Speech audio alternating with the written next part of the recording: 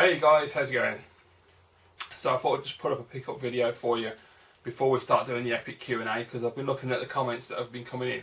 I've not read any of the questions. I've tried to avoid reading the questions, but obviously in my email it's telling me that I'm getting comments on that 3,000 subscribers Q&A video, and there seems to be quite a lot coming in. So I don't know how many questions are being asked by each person, but I think it's going to be quite a long one. So I thought, I've got a few things that I've picked up the last couple of weeks, so I thought, what the hell, stick them in a pickup video. I'm going to break up the channel a little bit so it's not just going to be Q&A central. Did mention a couple of videos back, or maybe the last video, I'm not too sure, that I got a system that I recently picked up, and I was waiting for some games to arrive for it, and then I'll show you what the system is. So I'll be showing you that in this video, and I've got a couple of other little things to show you as well, which is quite nice. But yeah, I just want to start by saying the weirdest thing happened last night. I was about to turn the computer off last night, go and watch TV for a bit, and just as I was about to log off YouTube, a video pops up from BlueTonic78, my good friend Alex, and it was just really made me laugh last night, because I've known Alex for like 3 years now on YouTube, and like we've become really good friends over the last 3 years, and we found that we're like really in sync. It's really weird how we have the same thoughts about games and systems that we want to pick up at the same time. It's really odd. And outside of gaming as well, we have a lot in common, and we have the same sort of opinions on things, so we do get on really well. And you know, he's become a really great mate to me over the last 3 years. Sorry Alex, I hope that's not going to make you cry, mate. But no, genuinely, he's a really top bloke. And it's just weird last night, because I watched his video last night and we hadn't even discussed what he was picking up. It was really funny. I mean, he might have done, because I got some PMs from him to answer, so I need to look at those and reply to those this weekend. But up until now, I didn't know he picked up those games he's talking about yesterday, and it was just really funny, and you'll see why in a minute, because it was just so like, I can't believe he's done that. And he just seems to influence me all the time. And it's really funny, because Alex said in the video last night that he wants to start buying quality over quantity. I totally agree with that. I mean, I'm sort of aiming that way myself. I want to try and pick up only games that I know I'm going to enjoy, or games that I've played before and I know I like. It's always a bit difficult when it's a game you've never played, if you're going to enjoy it or not. You don't know until you play it, obviously. But if it looks like my type of game, I'll pick it up and try it. But I don't want to buy any old crap anymore. I just want to be more careful about what I spend my money on. I've probably said that a few times before, but I've never done it, but I'll try.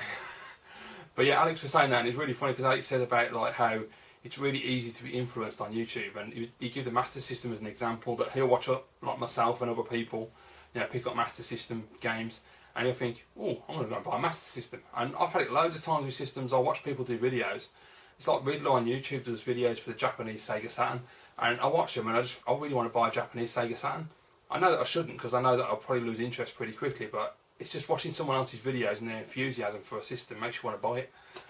But anyway, so yeah, the first thing I'm going to show you is the system I bought a couple of weeks ago, and this is just what made me laugh when I saw Alex's pickups last night. And then I've got something else to show you, which Alex also influenced, because he did a video a while ago, and he was talking about a system that he was getting back into, and it was a system that at that time I was considering buying yet again, for God knows, I don't know how many times I've had the system, but I wanted to get it again. But yeah, we'll show you in a minute. So the system I picked up, guys, I know a few people are having a guesses to try and work out what it might be, and I'll just show you what it is, and you're all going to go, oh Jesus Christ, not again. It is the PS2. Yeah, I've got a chunky fat PS2. Don't ask me why, I've got no idea. Basically, I got it in my head that I wanted to get one of these because it would upscale, well, not so much upscale, but smooth out my PlayStation 1 games and make them look a little bit nicer. And once that thought was implanted in my head, I went PlayStation 2 hunting, and I couldn't help myself. Yeah, I got a pretty good deal on this as well. It wasn't too bad, I mean, for eBay anyway. But you know, generally at car boots, these are about 10 or 15 quid anyway. That's usually what people are asking for around my area, so I wasn't that bothered. But the eBay seller had this up for buy now £20 with £5 delivery or best offer. So I offered him 15 and he accepted, which was great. So 20 quid all in with postage, so not bad really. Did come with 8 meg memory card and 1 controller. Now the only thing is, when it came, if you can see there now, it's nice and shiny and clean. When it came, it was disgusting. It wasn't so much dirt. It had a bit of dust and everything. I did have to give it a clean, but it absolutely stank. And I had no idea what the hell. I don't know if they got it from a car boot and they just didn't bother cleaning it, or they're just dirty people. I don't know, but it was absolutely horrific. When I opened the box, I was like, Jesus Christ, So I literally had to strip the whole unit down and clean it from inside to out because it was disgusting. It was just making me want to throw up. So I wasn't too impressed with that at all. And they made me laugh because as soon as I received it, a couple of days later, I got an email from the seller saying, "Would you mind leaving me feedback?" And I thought, "Oh, you really shouldn't ask me that one." But I didn't. I was really polite, and I just left a simple, fast delivery, thank you very much kind of thing. Yeah, I mean, it's 15 quid. I'm not really going to argue. You know, it's just, if it was me, I wouldn't send something like that in the post. I'd be ashamed. But obviously, some people don't have shame. But there you go. So yeah, so I got a PS2. So of course that meant I had to go and buy PS2 games. Now the idea was to buy it to play PlayStation 1 games on. Even though I've got 10 PlayStation 1 consoles, don't ask me why I bought a PS2. It's just really stupid, I know. But you know, it's the mind of a gamer and a collector, and mostly a gamer. But there's a lot of PS2 games that I actually like. I'm not a big fan of the system. I never have been. I've always preferred the Xbox. I've seen it many a time. I found it hard to get into the system. But there are certain games which I really enjoy on the system. And the last time I had a PS2 before I sold it to Shenmue, never get it right. But when I sold it to Ben anyway, I was just about, before I sold it, I was getting into the system, but I sold it because I just couldn't be bothered to buy games for it anymore, and Ben wanted one more than I did, so I thought, why not? It's a fair enough deal. And I was like, there was a couple of games that were really impressing me at the time. One game in particular, if you've been watching my channel for a while, you'll know what game that is. That really, you know, really did make me go, wow, this is cool. And it just suddenly clicked, and I started getting into the PS2 a little bit more, which was good. So yeah, let's just crack on, and I'll show you what games I picked up. There's a stack. Basically, most of these from e-stocks on eBay, who are a bit, they're okay, not brilliant. The prices are really cheap for the most part. Unfortunately, the majority of the games are fine. All the games, discs and manuals are in really great shape. The odd disc has got the odd scratch, but nothing mega. It's not like really scratched. Most of them are a mint, or there's little bits of scratches on some of them. The manuals are immaculate. The artwork's immaculate. It's just the cases. So a couple of them, the cases are shit. They've got like sticker residue and stuff, and the case isn't in very good condition, which is fine because I can just replace them. So it's not that bad. But you know, whatever. Anyway, I did get one game from Amazon, and I've got another game coming from Amazon which hasn't arrived. I don't know why. It's supposed to be posted midweek, and it was second class post. It should be here. So yeah, bloody annoying. I don't know when I'll be doing another pickup video between now and the Wii U launch, so I'll just tell you the game that's coming is Quake 3 Revolution. I love Quake 3, so I had to get it. It's quality on the PS2. So yeah, because I'm not just going to do a video just for one game. Anyway, first game I picked up is, if you know me and you know what I like on PS2 and you know the kind of games that I like, this is a no-brainer. It is Time Crisis 2. Had to buy this. I cannot have a PlayStation 2 without Time Crisis 2 because I love light gun games. I love the Time Crisis series. This is absolutely amazingly brilliant pause, and it's literally just like having the arcade in your living room. It's fantastic, and I love this game to bits. So yeah, really chuffed. This one's got a lot of shitty sticker on the front of the plastic there, so I will replace the case. Luckily it's only a black DVD one, so it's not too bad. But yeah, quality game. So of course I got Time Crisis 2, so I had to pick up Time Crisis 3. Now unfortunately this pissed me off. This one also got a massive bloody sticker on there. It's on the plastic, thank God, so I can take that off.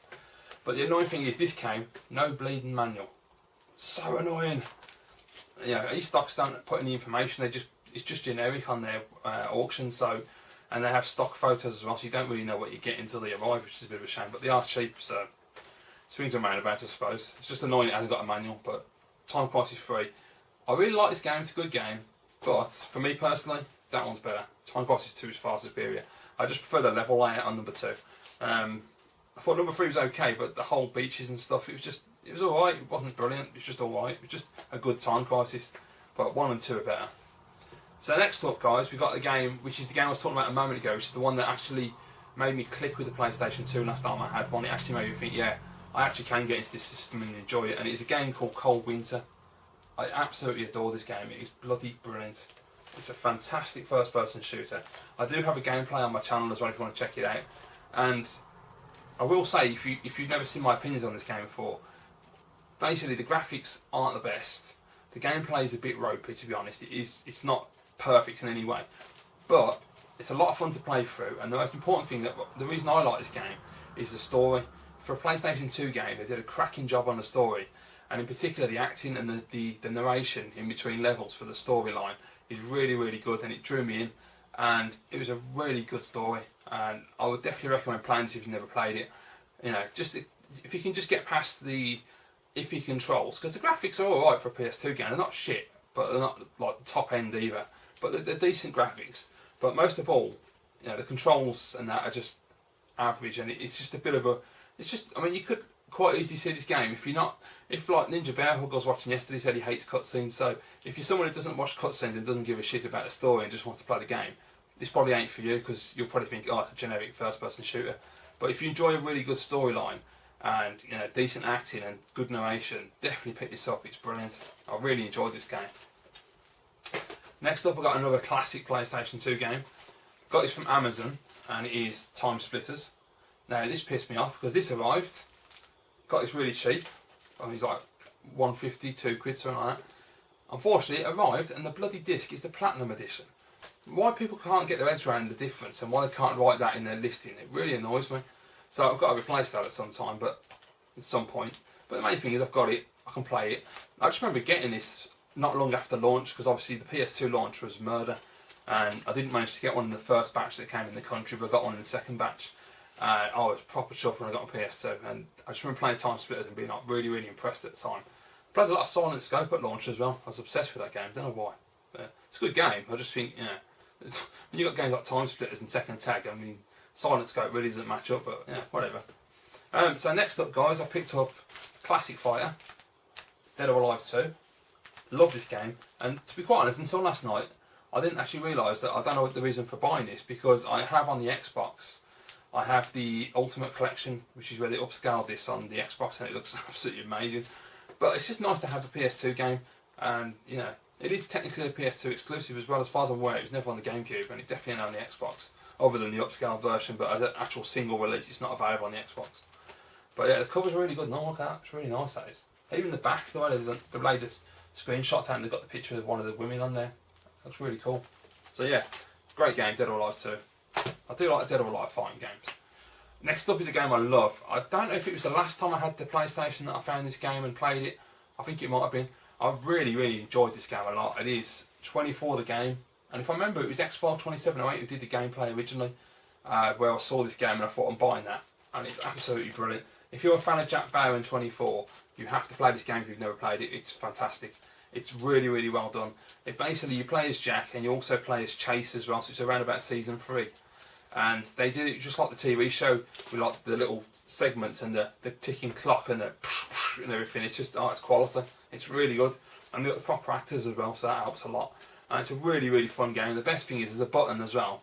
You press one of the buttons and Jack Bauer just keeps going, Federal Agent! And I just kept running around pressing it all the time. And he's going, Federal Agent, CTU, Federal Agent, CTU. It's really funny. It's a brilliant game. I just got stuck. There's a level where Jack has to go stealth in this building, and you have to sabotage computers or hack the computers or something.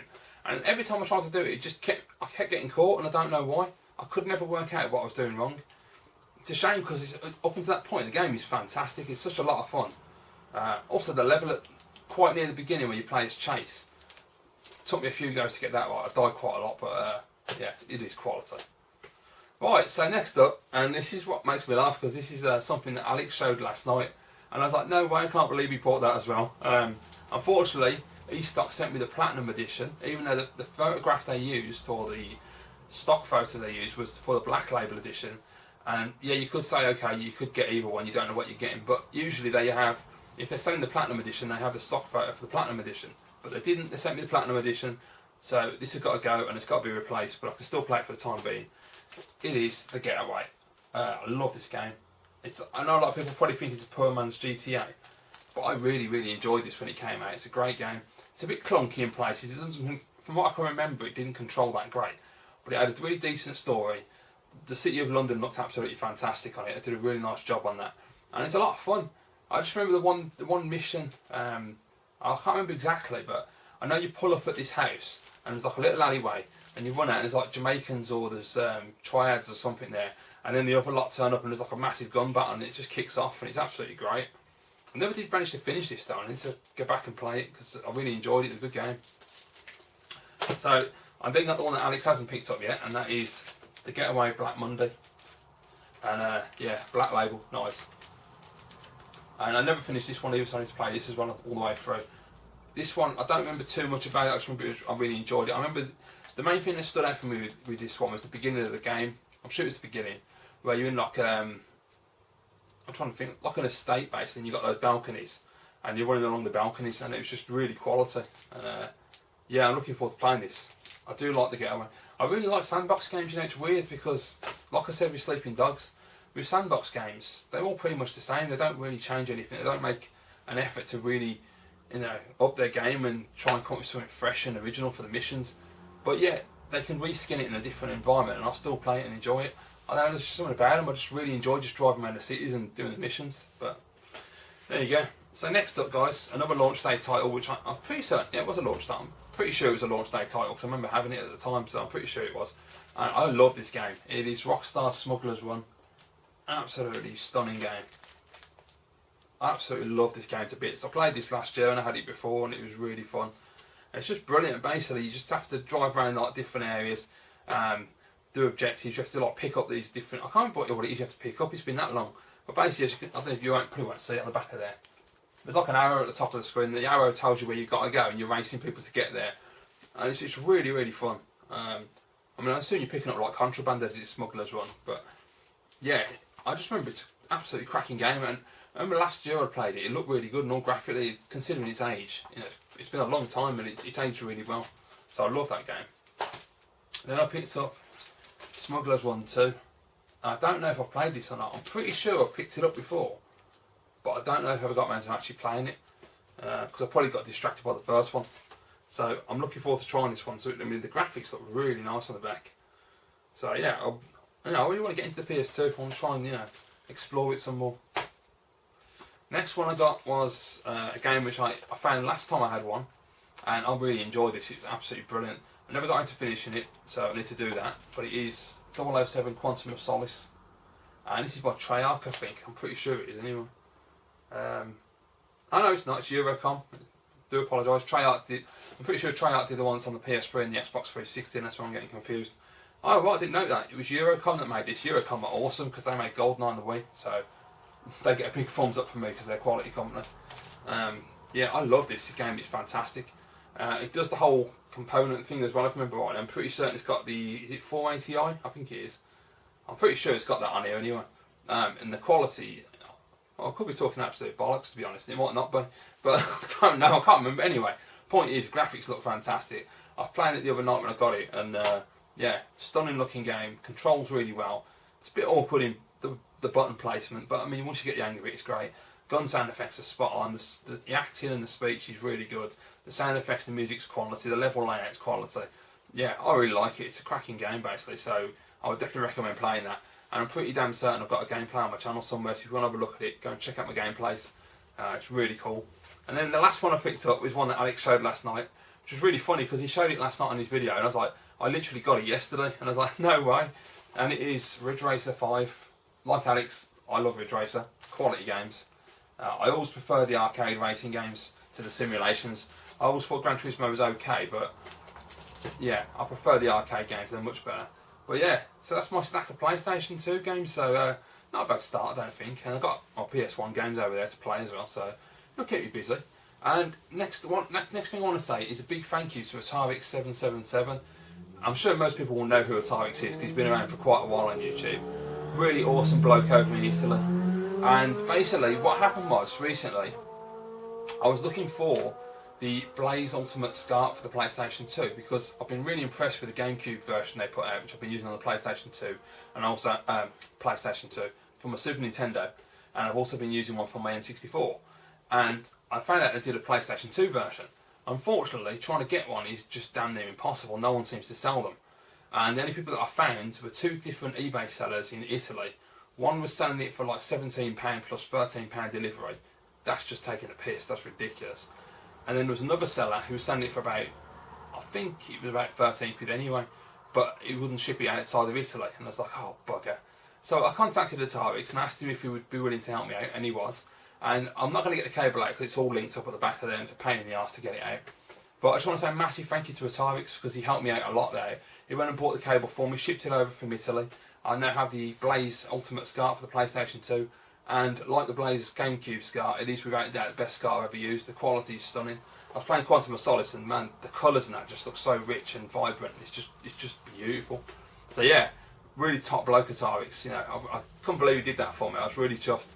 And if you've never seen Atarix's channel, please go and check him out. I'll put a link down below because he is a really top bloke with a cracking channel, and he does some really nice editing. He did a video a couple of days ago, and the intro he did was absolutely superb. The level of editing was just top notch. I was so impressed with his quality. And he's a really good bloke as well. As I say, he's really friendly, and you know, like most people on there, really nice. So I definitely recommend going and checking him out, guys. Right, so on to the next thing I've picked up recently. What I'll show you first, actually thinking about it, talking about what Alex was saying about being influenced by people on YouTube. A couple of nights ago, Tootie UK put up a video. He's been doing some gameplays on his Bang & Olufsen TV, just picked up to show the quality of the TV and do some gameplays. And he put up a gameplay of a game I've never played before. I've heard of it, but I didn't know anything about it. I've never played it. And when I saw his gameplay, I thought, that's definitely my kind of game. I'm buying that. And it's for a system that I don't buy games for, so it's quite interesting actually. It's for the GameCube, and it is Geist. And this one, I don't think he even picked that up on the camera, but it is sealed. It's got the proper Nintendo seal across there. I got this on eBay for £7.95 with free shipping, free postage, sorry. So you can't really argue with that at all. Show the sides. That seems to be the new thing now, show the sides. I'm sure that's Twip the Shred's fault, that is. He started that one. But yeah, Geist. And it says only for GameCube, so it's exclusivity quality. And I saw Stuart playing this, and it basically looked like Halo for the GameCube to me. And I thought, yeah, that's my kind of game, I'm buying that. So I'm really looking forward to cracking this on and having a blast. And interestingly enough, I don't understand this, but it says there, in the right hand corner if you can see, PAL 60 only. So it's a 60Hz only game, which is a bit weird at the time. I don't know if, like, I can't remember back when the GameCube came out, if 60Hz TVs were that common at the time, over in the UK anyway. So I'm surprised they went for that and they didn't do a 50Hz option. Odd. But nonetheless, I'm really looking forward to playing that, so that's going to be quality. So that's Geist. Right, I'm going to get me tea and go. And my foot's gone numb. Alright, there we go, that's better. Okay, so, I've got one more thing to show you guys.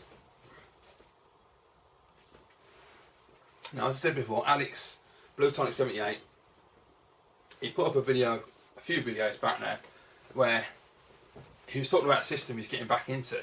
And it, as I say, it was really funny at the time, because I was really getting into the mindset of buying this system again and getting some games for it, because I really regret selling it. I got to the point last year, I think it was, when I sold it. And I got the system and all of the games that I actually wanted for that system. I was being really precise. I wasn't just buying any old crap. I made a list of what I wanted to buy, and I just bought those games, and that was it. And I was really chuffed with it. But then for some reason, I got to a point where I needed some money, so I just went screw it and sold it. And now I've gone and bought one back basically. So I saw one on eBay a couple of days ago, and I got a really good deal, and I couldn't resist it. And even better than that, it's American as well instead of PAL this time, which is even cooler. So yeah, I'll just get to the point really. It is the Sega Dreamcast. Yep, I bought myself a Dreamcast again. I swear to God, man, I don't know how many of these I've had now. I've had about 5 or 6 of these over the years, easy. But yeah, I got myself a Sega Dreamcast, American model, excellent, 60Hz, nice. Yeah, quality. I won't take it out of the box because I haven't got it set up either. It's still in the box. I've got to find space and time. But yeah, it's absolutely immaculate. There's no mark on it. It's in really lovely condition. Even the hinge action on the lid is nice and smooth, and it's like, it's just beautiful. So I was really chuffed with this. But I got that. Got one of those shitty 45 watt step downs, which are absolute bollocks. I hate these things. They just die a lot. They just heat up and die. They're crap. Total waste of time. Don't use these things.